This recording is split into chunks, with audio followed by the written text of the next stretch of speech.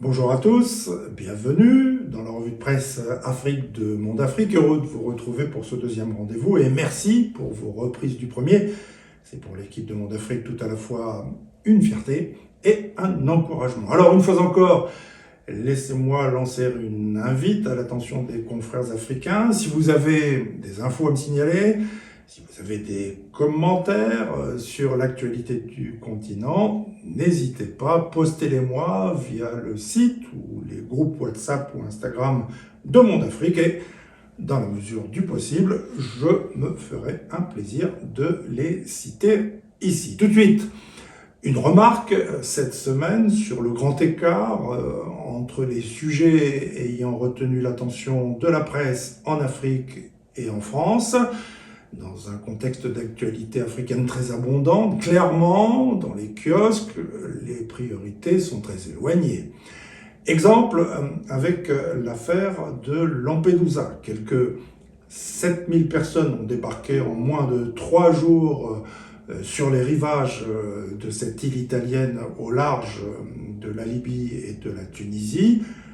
Avalanche instantanée de commentaires et d'analyses dans la presse en Europe, pas un mot, dans les premières heures en tout cas, dans les journaux africains, alors que ces migrants venaient pratiquement tous d'Afrique subsaharienne.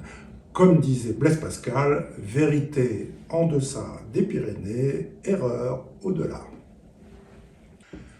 Très peu de choses à lire non plus dans la presse française, à la notable exception de Monde Afrique, sur la grande affaire qui agite la Côte d'Ivoire, celle de la pelouse du stade Alassane Ouattara d'Abidjan, inondée par un orage lors d'un match amical que l'arbitre a été contraint d'arrêter avant la fin. Les Ivoiriens ont alors appris que ce rectangle d'herbe et de plastique avait coûté 20 milliards de francs CFA. Or, le porte-parole du gouvernement, Amadou Koulibaly, a dit à la presse que personne ne serait sanctionné. Une déclaration qui n'a pas échappé à la sagacité du député de la nation ivoirienne, Antoine Assalé Tiemoko, lui qui fut un de nos confrères, les Ivoiriens, lorsqu'il tenait la plume de son journal satirique « L'éléphant déchaîné » ne s'y est pas trompé, en dénonçant, je cite, la morgue et la condescendance ou encore le mépris du ministre Amadou Koulibaly envers tout un peuple qui a le droit de s'émouvoir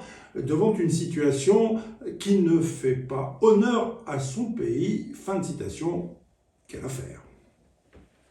Mais ce qui a surtout retenu mon attention cette semaine en Afrique, c'est une réflexion au sujet du Niger et cette question posée par Monde Afrique justement, que va faire le chef de la junte de l'ancien président nigérien Mahamadou Issoufou, dont il fut longtemps le protégé? C'est le dilemme du général Tiani, résume notre site. Alors, pour bien comprendre ce choix cornélien, Monde Afrique souligne que le chef des mutins ayant renversé le président Mohamed Bazoum est tiraillé entre sa fidélité absolue à Mahamadou Issoufou, le prédécesseur de Bazoum donc, et la revendication de plus en plus forte de la rue pour une arrestation de l'ex-président nigérien.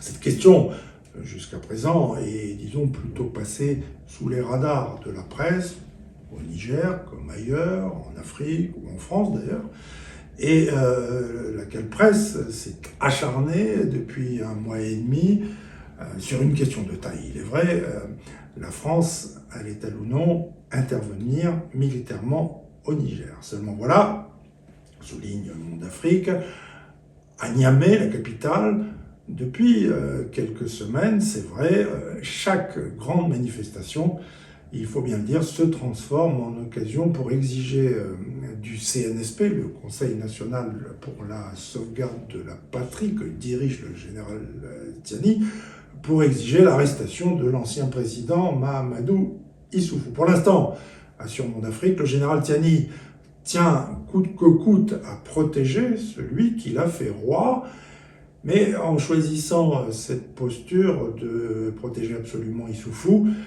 le général Tiani opte pour la rupture avec une partie de plus en plus grande des soutiens de la junte qui porte cette revendication. Attention, prévient notre journal en ligne. Attention, la volonté obstinée d'offrir une assurance vie à l'ex-président pourrait ébranler la cohésion interne si fragile de la junte. Et le général Tiani n'est pas un homme populaire dans les rangs des forces armées nigériennes.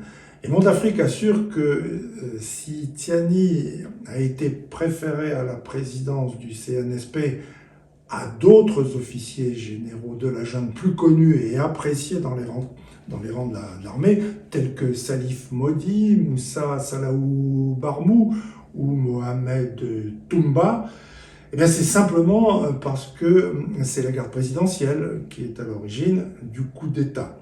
À se demander si, en brandissant le risque d'un divorce total entre la rue et le chef de la junte, Monde Afrique en filigrane ne laisse pas transpirer l'éventualité d'un scénario à la malienne.